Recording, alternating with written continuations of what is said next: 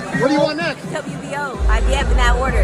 Already ready for the fight. Already signed. Last night, as you all may know, unified flyweight champion Marlen Esparza successfully defended her 2 Alphabet titles and the coveted Ring Magazine belt against challenger Eva Guzman. And post-fight, she made it clear what direction she means to go in. She plans on fighting for the WBO title. That essentially means she plans on fighting Argentina's own Gabriela Alaniz. And we've talked about this potential matchup in passing in previous videos and how this is a more high-risk fight than taking on Gabriela's countrywoman, also a champion at this weight, IBF champion, Leonela Paula Judica. Now, why the Marlen Esparza people want to go after these titles in this order, your guess is as good as mine, because the Judica fight is a safer fight than the Alaniz fight. Unbeaten Gabriela Alaniz, who sports a professional record of 13 wins, no losses, no draws, 5 knockouts. 26 years old, she's 7 years younger than Marlen Esparza, this division's unified reigning Ring Magazine champion. Close to the same number of contests, close to the same number of fights. Gabriela's got 13 pro bouts to Marlen Esparza's 14. Though there is a glaring disparity in the quality of competition between the fighters, between the champions, Marlen Esparza has been facing far better fighters than Gabriela has,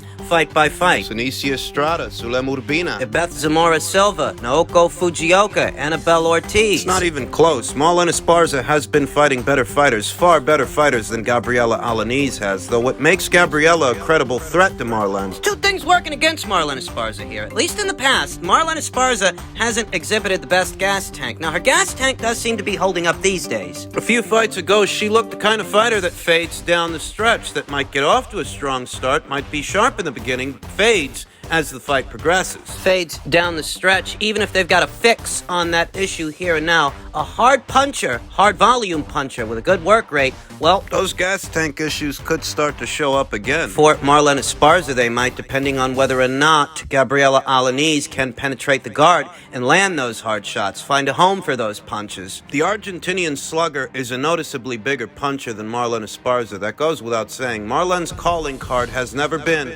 raw power, brute force. No, her bread and butter is her boxing, her technique, her fundamentals, and she is somewhat more fundamentally sound than Gabriela Alaniz. Perhaps that's why her and her team feel so confident. Perhaps that's why they're confident enough that they want to go in this direction next. They want to fight Gabriela. They want to unify. What's working for Gabriela Alaniz is that she's a younger, fresher fighter than Marlen Esparza. By a few years, at least 7. Perhaps even a better physical specimen than Marlen Esparza, and certainly a harder puncher than Marlen Esparza. That's what's working for Gabriela. What's working for Marlen is she's somewhat more experienced in spite of having the same number of professional bouts, or close to the same number of professional bouts as Gabriela. She has been fighting better fighters than Gabriela has been fighting. So even though they're records, even though they have close to the same number of professional bouts, Marlen is more experienced than Gabriela. having fought much better fighters than Gabriela has. Both fighters, both champions have been keeping busy. Both Marlen Esparza and Gabriela Alaniz fought 3 times last year, and they've both already fought 2 times this year. So there's no cobwebs, no ring rust for either fighter, either champion to have to shake off. And that means if and when they do meet before this year is out, you're looking at 2 very sharp fighters. They will be. The issue for Marlen is that because she's not a knockout puncher, because she's not a knockout merchant, and because Gabriela Alaniz looks to be perhaps a better physical specimen than Marlen Esparza, how does she mean to beat her? Hell, how does she mean to keep her off? Gabriela Alaniz isn't just a spiteful puncher, a big puncher. She's a volume puncher. She's a prolific puncher. She throws punches in bunches. Marlen not being a big puncher, there's not much chance of her knocking Gabriela Alaniz out. So how does she mean to contend with a bigger puncher than she is for 10 rounds and hope to secure a decision? Well, it's like I said in my previous video. It's the little things. It's not the broad strokes. When it comes to a fighter like Marlen Esparza, there's nothing really jumps out at you. Nothing really jumps out at the screen when it comes to Marlen. She's not the biggest puncher, not the fastest, not the most athletic. It's the little things that make all the difference. The subtle movements, subtle shifts, being side on. Side on when she shoots the jab, keeping that head off center. Side on mid-range to inside. Side on in the pocket as to roll and ride any oncoming fire, any oncoming shots, and being able to turn over shots of her own, counter shots. Short defensible punches. Another glaring difference between the two. Marlen Esparza's punches are shorter punches that find a home faster than Gabriela Alaniz's punches. There's a lot of space in between there. Shots are wider, easier to read, easier to counter, though not easier to absorb. Saying that Gabriela Alaniz can likely take Marlen Marlen Esparza's best, but I don't think Marlen Esparza can afford to get hit clean by Gabriela Alaniz. Better still, what the Marlen Esparza people might be thinking is that they can out-hustle Gabriela Alanis. Even if they can't out-muscle her, overpower her, they may perhaps be able to out-fight her due to quality. Quality of Marlen Esparza's shots, the quantity of her punches mid-range to inside. Quality overall, they may figure that even if Gabriela Alaniz is a bigger puncher than Marlen is, power can be worked around. They've already fought a few strong punchers before, Sinicia Estrada, Beth Zamora Silva, Naoko Fujioka. And compared to them,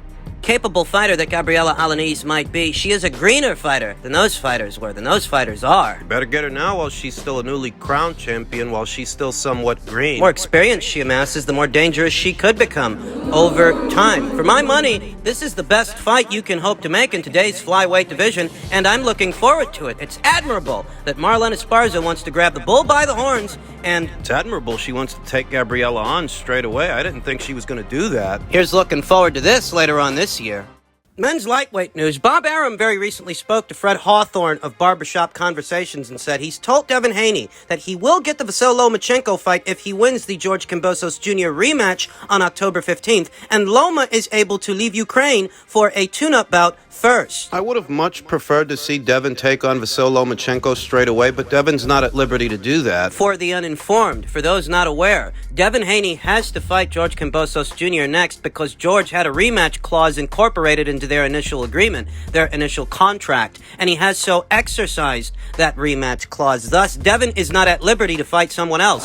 He has to fight him, and he's scheduled to do so later on this year in October. I think Devin's going to beat him again. I've said that many times already. The whether Devin wins and proves me right or George upsets the apple cart for Devin proves me wrong. In any event, the winner of that fight must contend with Vasyl Lomachenko. By that time, he may be crowned the WBO's mandatory challenger to the brown belt that Devin is currently in possession of. And I very much like that fight because it's a very different fight from the fight we just saw Devin in with George Kambosos Jr. The rematch the rerun we're about to see. I think Devin's going to beat him again. I don't think George can change all that much in just one fight. I don't. When Devin beats him, he's going to be faced with a choice. He has the choice of facing Vasyl Lomachenko and putting that narrative to rest, putting all of that to bed. Who ducked who? Did Devin Haney duck Vasyl Lomachenko, or is it the other way around? At the time when Devin Haney became Vasyl Lomachenko's mandatory challenger, the mandatory challenger to the green belt, the people over there at Top Rank petitioned to make Vasyl Lomachenko a franchise champion, devoid of having to satisfy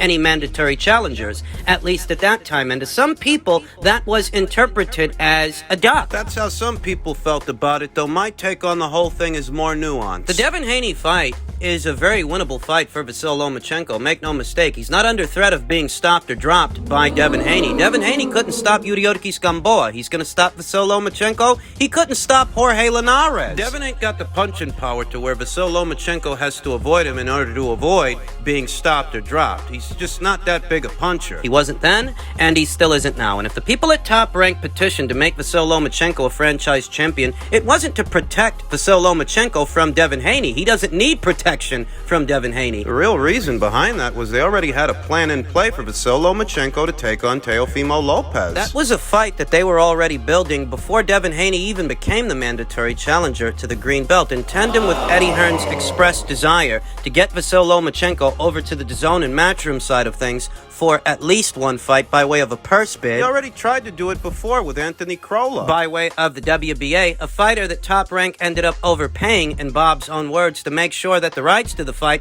stay on ESPN, and Eddie was set to try it again with Devin Haney by way of the WBC. So in order to circumvent that situation, they petitioned for Loma to have franchise status. That way, he wouldn't have any mandatories. No mandatories, no purse bids, no problem. That's what really happened with all of that, but that's too much of a word sandwich for some people. Too much to follow, too much to have to keep up with. They'd rather opt for a lazier argument to where Vasyl Lomachenko has to check under the bed for big bad Devin Haney, who couldn't stop Yuriorkis Gamboa and couldn't stop Jorge Linares. Don't misunderstand me. I think Devin Haney is an excellent young boxer. A talented one, but I don't think for a second Vasyl Lomachenko's afraid of this guy. He ain't got enough power to keep Loma off. And to this news that Vasyl Lomachenko will be tuning up while Devin Haney takes on George Kambosos Jr. for a second time, Devin Haney himself stated, "Tune this dick." I wanted the fight now. I'm the champ. I don't have to wait on no one. Doesn't matter what you wanted, if you wanted it now or not. A contract's a contract, and you signed a contract. You're not at liberty to fight this guy now if you wanted to. You have to fight George. That's who you've got to fight, and if you beat that guy for a second time the way I think you're going to beat that guy for a second time, you've got options. You have the option of facing Vasyl Lomachenko, though, if you don't. If you don't fight this guy, if you beat George for a second time and then decide you're going to vacate all those alphabet titles and move up to 140 pounds, well, it looks like what it looks like. It's not that Devin wouldn't have options at 140 pounds. Teofimo Lopez is up there at 140 pounds. At least he's supposed to be in the very near future. Though as far as the whole backstory between Devin and Loma, who avoided who, if Devin decides that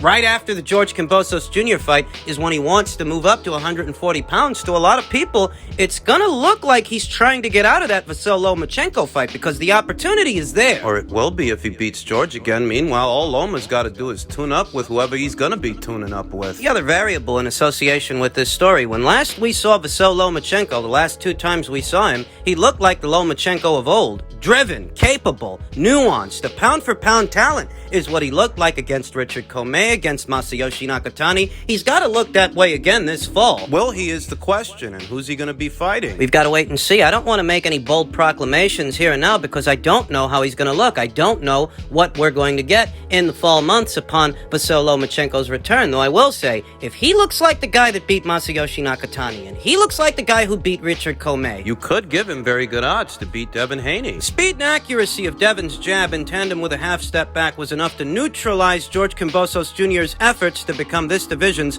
undisputed champion. But it'll take more than that to deal with Vasyl Lomachenko. It'll take more than just a half step back and a judicious jab. A more competitive fight than the George Kambosos Jr. fight was, and I like it. I think that what the people over there at Top Rank are thinking is, yeah, maybe Devin can beat George, but let's put him in there with Lomachenko, see if he can beat him. And if Loma beats him... If Loma beats Devin and becomes this division's undisputed champion, that sets up a potential Shakur Stevenson fight down the line. Shakur Stevenson, the super featherweight division's unified champion, who could be moving up in weight in the very near future. Shakur Stevenson, a fighter that Top Rank is so obviously invested in. If Loma beats Devin, that sets up Stevenson versus Loma. Tell me you don't want to see that fucking fight. And finally, ahead of this weekend's contest between Virgil Ortiz and Michael McKinson, it was announced that it was being sanctioned as a WBA welterweight title eliminator. The winner of the fight would be in line to challenge a Stanionis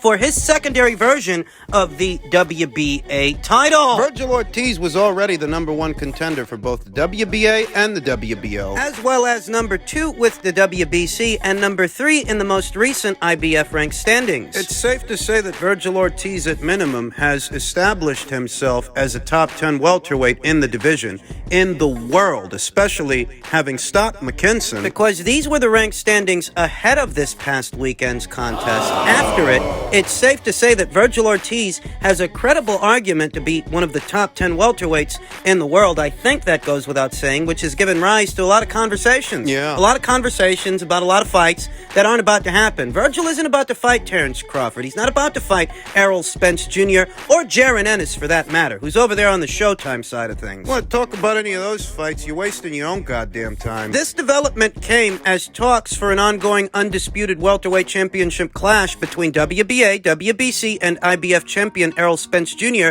and WBO titleist Terrence Crawford. This development came as those negotiations are ongoing. Though based on the path that Virgil Ortiz is currently on, it's safe to say that if he's en route to fight anybody, it would have to be Errol. Assuming talks between Terrence and Errol don't work out, Virgil Ortiz seems to be in pursuit of Errol more than Terrence, since he's going the WBA route, and Errol Spence Jr. is the WBA's full-fledged champion. Winning this past weekend's fight positioned Virgil Ortiz to take on a Stanionis, who is in position to take on Errol Spence Jr. Stanionis is promoted by Richard Schaefer, who used to run Golden Boy Promotions before being forced to resign from the California-based outfit in 2014. We all know what happened there, and we all know why. There's no need to recap it. Dick Schaefer is currently the president of Probellum, the fledgling promotional outfit that debuted last year in the sport of boxing, and they've signed a lot of fighters. They've got a lot of things going on. A Stanionis being one of those fighters. He's not an according to Hoyle PBC fighter. Hell, by all rights, He's not a PBC fighter at all, even though he has been fighting on Showtime. But I don't think he's exclusive to Showtime the same way that, say, Jaron Boots Ennis is exclusive to Showtime. A Montes Stanionis does have wiggle room, or he should. Because Virgil Ortiz is the WBA's #1 contender, and because a Montes Stanionis is in possession of a secondary WBA title, and because the WBA hasn't ordered Errol Spence Jr. to satisfy a mandatory for them, a mandatory in the form of a Montes Stanionis, what could end up happening is the WBA might order a fight between Virgil and a Montes Stanionis. And if a Montes Stanionis wants to hold his position in their ranked standings, There's a proliferation of mandatory challenges building up for Errol Spence Jr. Keith Thurman was very recently elevated to the #1 spot by way of the WBC. By way of the WBA, a Montes Stanionis holds his position by way of the IBF. Jaron Boots Ennis. He's waiting. He's in the queue. Now, Jaron Ennis versus Virgil Ortiz really is one of the best fights you can hope to make in the welterweight division, but the politics of boxing will prevent that from happening because Jaron Boots Ennis fights exclusively on Showtime. He's not going to cross over to DAZN, and I hardly think that Golden Boy Promotions is going to send Virgil Ortiz over to Showtime. They didn't want to send Jaime Munguia over to Showtime. You think they're going to send Virgil? No fucking way. It's not going to happen. Jaron Ennis is exclusive to Showtime, but a Montes Stanionis, he isn't, or at least I don't think he is. Hey, Montes Stanionis ain't a PBC fighter. He's a Probellum fighter, and last I checked, Probellum ain't got no U.S. broadcast partner. Whereas all Probellum fighters have to fight exclusively on one platform for one network, so I get the sense that maybe a Montes Stanionis can float over there to the Golden Boy and DAZN side of things for a fight with Virgil Ortiz. And you know what? The WBA may not give him a choice. He might have to fight that guy if they order a fight. See what happens.